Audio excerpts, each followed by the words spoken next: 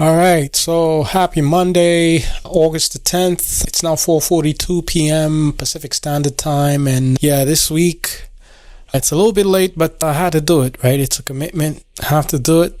Show my numbers, good or bad, every week on a Monday.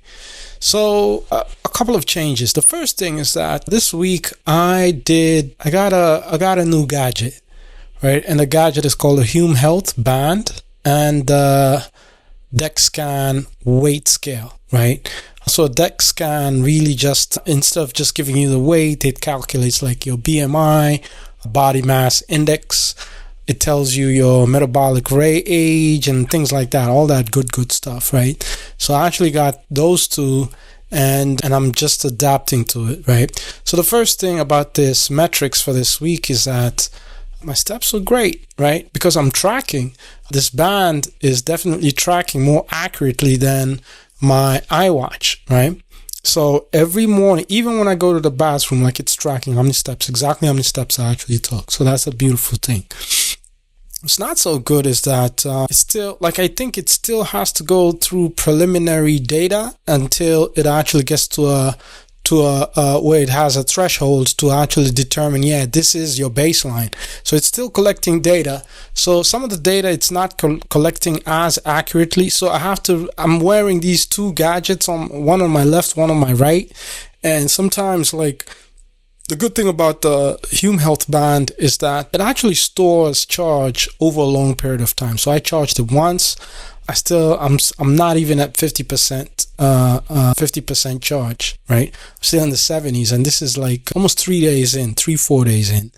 So every morning I'm trying to make it a habit before I drink anything, before I eat anything, just do the scale, get on the scale so I can check out my weight. And then it does the whole DEX scan and it's able to tell me hey, am I improving? What are the changes, right? And it puts it all it syncs with Apple Health. So the beauty is all that data is actually stored in one database, and now on Mondays I can actually pull way more data points, right? And then shoot this video for you, right? So that's the part that I love about the band, the wristband, and the weight scale, because a lot of weight scales just tell you hey, you could definitely go and take your weight and then go in and do a calculation, but those are extra steps, and with any process, if there's extra steps, it's not going to get done, right? So it's better to actually just do one step, take the reading, and let the gadget actually do, even if it's not as accurate, but at least it'll give you something compared to you having to go and do secondary calculations to figure out your BMI and all those other things.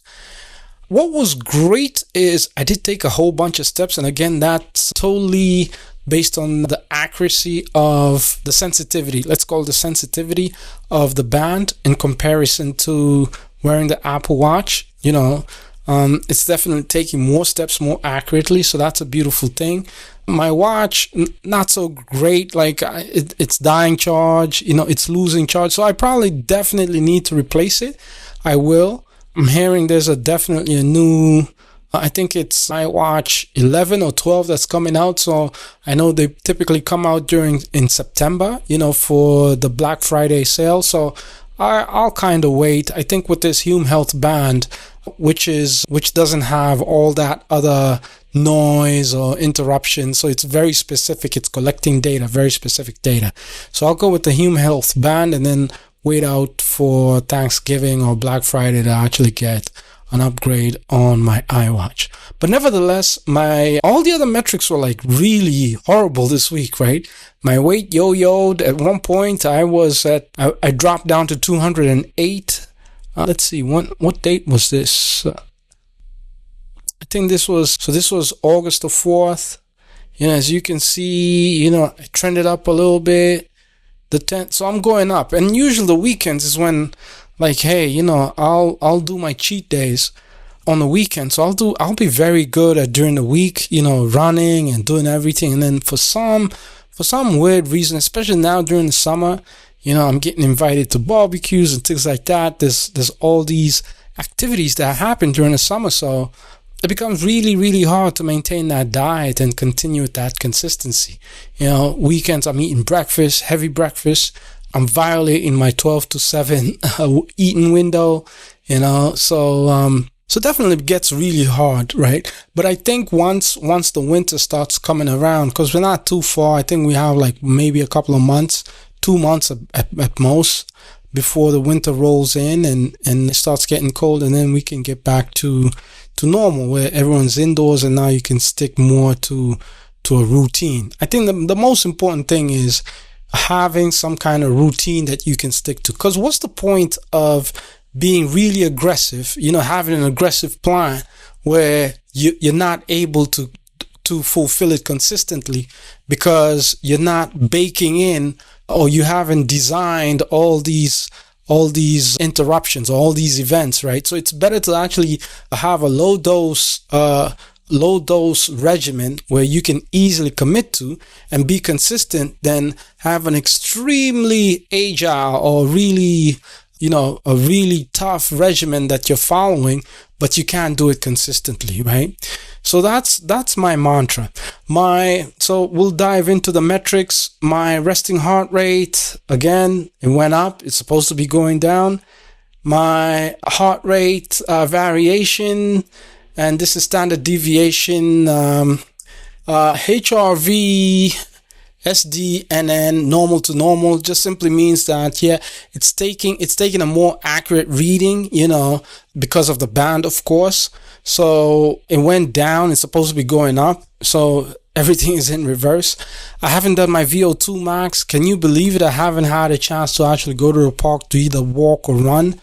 My steps is great because, again, I'm tracking every step. This band is really sensitive. Like, its sensitivity level is much higher because it tracks much more accurately than my iWatch. And then sleep, again, if I don't wear it and don't turn on the sleep time, it doesn't get that recording. I missed a couple of nights, so that's messed up. And then my weight, again, it yo-yoed, right? And it yo-yoed. I haven't taken a blood pressure reading, so I'll definitely I'll take one today, right after recording this video. So the beauty now, I'm adding all these BMI information, 210, you can see the third 210, 208 at one point, 209, and see what happens, right? Friday 209, Saturday 210, and then Sunday 214. So you can see what's really going on. Like, I'm not playing around when it comes to enjoying my weekend. So I definitely need to get on track and keep up the consistency, right? Keep up the consistency. It's going to be hard, between now and Labor Day, because of all these events. Everyone is trying to have an event before the end of the summer. So it's going to be really hard to actually try and get down to at least that 208, but it's possible. Nothing is impossible. It's very, very possible but it's going to take a lot of willpower, right? But the key takeaways, the red flags, is that, hey, number one, my recovery, sleep, always, like, for some reason, I've never hacked that sleep thing. And I don't want to have to start being on sleep aids and taking sleep medication, melatonin, and things like that, right? Like, I really want to wear myself to the point where I actually look forward to sleeping, and my circadian levels are actually just kicking in automatically, where by 10, like, I'm toast. Right now it's getting better and I think it's also an age thing, whereby, like, I can't hang out. Like, if I go to any event, typically by 8 p.m. I need to be at home, right? I need to be at home so that I can start winding down. Typically I'll go to bed by at least 9-10 p.m., right?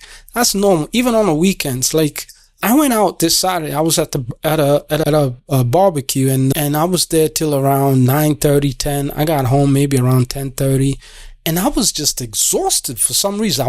I'm not drinking any alcohol anymore, just eating meat and maybe that, and conversation and being around people, and that was great. But I just noticed, like, the next day I was completely exhausted. Like, I didn't get up till like 10 a.m., and I was just like slow and sluggish. It's almost like I had a hangover. And I don't know whether it's age. I don't know what's really going on, right? But I think part of it is definitely age. And then also yeah, I'm slowing down. Like I'm noticing I'm slowing down. I'll run, right? I'll run like pretty much this past week. I was running like my 5K. I could do the 5K every day, right? 5K runs. I could do it, right? But my big challenge is I have to sleep. Like really, I haven't hacked this sleep algorithm. And that's where I think I'm dropping the ball. Because if I could get like proper sleep, at least the 6 hours, if I can hit six hours or 6.5 hours a day, I think I will have cracked my metabolism. Because I checked, man, like Hume Health was telling me when I did the DEX scan, it was telling me like my metabolism is like of a 59-year-old, right? I'm not even 51, right? That's an 8-year projection. Like I'm metabolizing food like I'm a 59-year-old. That was that was embarrassing. That was heartbreaking, right? But I want to reverse that. If I could get it even to like 47 or 46, or even 30s, I gotta be Brian Johnson, right? Or the don't die young or never die guy, right? But again, I don't want to have to take 117 pills just so I can slow down or reverse my metabolism, my metabolic age, right? I want to, if I can slow it down to where either it's at my chronological age where I'm 51 and my metabolism is 51, or even slightly lower, right, to at least 45 or 40, I'm happy. I'm extremely happy, right? Because that means I'm actually slowing down the rate at which I'm actually aging. And metabolism is a huge part, because metabolism is it slows you down. Like as you grow older, the way you break down food slows down. The type of food too has a really important part to play. If you're eating foods that your body can't really break down, that takes a longer time. So it's converted to fat. Fat slows you down, right? And so there's all these other things. So if you can hack that metabolism, right, how your body really breaks down food, it affects everything else. It affects how your mitochondria actually produces energy. It affects how you can tap into those energy resources at will. It affects how you break down food. It affects how much energy you have available to move, because I would say 90% of the times why we actually get to obesity and then there's all these other things that spiral is because we're not moving enough, right? If you can attribute a lot of the term like lifestyle diseases, I'm talking about diabetes and I'm talking about cholesterol, and I'm talking about even some forms of cancer. I won't say all cancer is sugar related, but some forms of cancer are actually accelerated using cancer.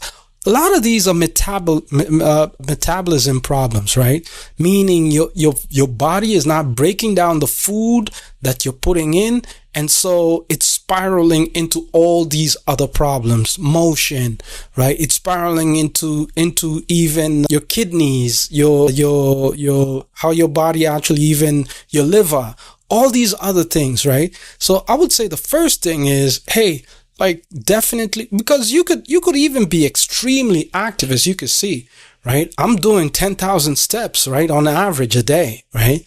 But you could be extremely active, but if your metabolism is off, right? Your metabolism is off, meaning you're not breaking down your food. It affects your blood pressure. It affects your cholesterol. It affects a lot of other things, right? So all I'm saying is that hack the metabolism challenge. You may need to even go and take a food allergy test. See how's your body actually breaking down food, right? How is it breaking down nitrates? How is it breaking down like all the food you're eating? The second thing to definitely take into, because the machinery is one aspect of the problem, right? The second aspect of the problem is what are you putting in, right? Because we already have a fantastic piece of machinery, meaning our physiology. Our physiology is built to actually work optimally, and it has like backup systems of a backup system of a backup system, right? By the time you actually suffer from a disease, your body has done everything possible to actually try and solve or mitigate that problem, that disease problem. And when you start seeing the symptoms, that's usually, hey, your body is just like, I really need some extra help, right? So your body is like this perfect system, right? It's a perfect system. It was built, engineered to like, you know, like I remember when I was learning anatomy and physiology, like they were even talking about like there was some receptors that were there on the cell wall, right? Before the disease was even there, right? So it's one of these really complicated systems. People, I mean, there's scientists that are learning about it, you know, and learning about more capabilities that the body could do, right? But the body is a perfect system, like it's a near perfect system. There's sometimes mutations happen, you know, and those mutations could be catastrophic and they could create disease. But for the most part, like we have a really, really great, effective, efficient system, right? Now, the second thing is if you have a great, effective, efficient system and your inputs are off, meaning, hey, it's like you have a Ferrari and you're putting like diesel, right? A fuel, you know, 99 level premium driving engine, right? And then you're putting in like diesel, you know, that is filled with hydrogen sulfide. That will knock your engine, right? It'll definitely knock your engine. Your engine won't perform optimally because of scaling, right? Those pistons will keep on running they won't fire correctly, which means that, you know, because the combustion is not firing correctly, your piston's not working correctly, which actually could completely kill your engine. So that's the same thing that your body is working on. If you put in the wrong fuel, even if you have a perfect system, if your the type of fuel you're putting in is not premium, then you'll mess up your engine. So yeah, I don't want to go too much deep into that, but yeah, this was just to give you an analogy of what's going on. And the reason I do these videos is not only to hold myself accountable, but also to inspire you so that you can start taking agency, right? If there's more people that can actually say, hey, you know what? I see this Lee guy who's actually trying to apply the continuous improvement process, right? And solve the health problem, you know, through taking agency and showing these videos, recording these videos every week, right? Maybe I can do that. Maybe I could borrow a leaf, or you can approach me and say, hey, how can you help me actually get to that point? Because, hey, newsflash, man, you know, let me tell you something. Healthcare is going to get way more expensive. Access is going to get way more expensive. And there's no sugarcoating to this. Like, hey, a lot of people are going to be phased out, right? A lot of people are going to be phased out of the healthcare system. And if you don't have some form of system in place where you're taking agency, right? It's either going to be extremely expensive outside of your affordability range, or you're literally just going to be phased out. And then once you get phased out, who knows what will happen, especially if you have deep dependency on some of those drugs, right? So it's not to scare. My intention is not to scare. It's just literally to give you some form of, hey, start taking agency, right? So you could do one thing. I'm not saying, hey, quit off, like, hey, go and tell your doctor, oh, I watched this video by Lee and I completely stopped taking my medication because I want to take full agency. Like, don't do it all in one sitting. Still consult with your doctor. I would say you collaborate with your doctor, right?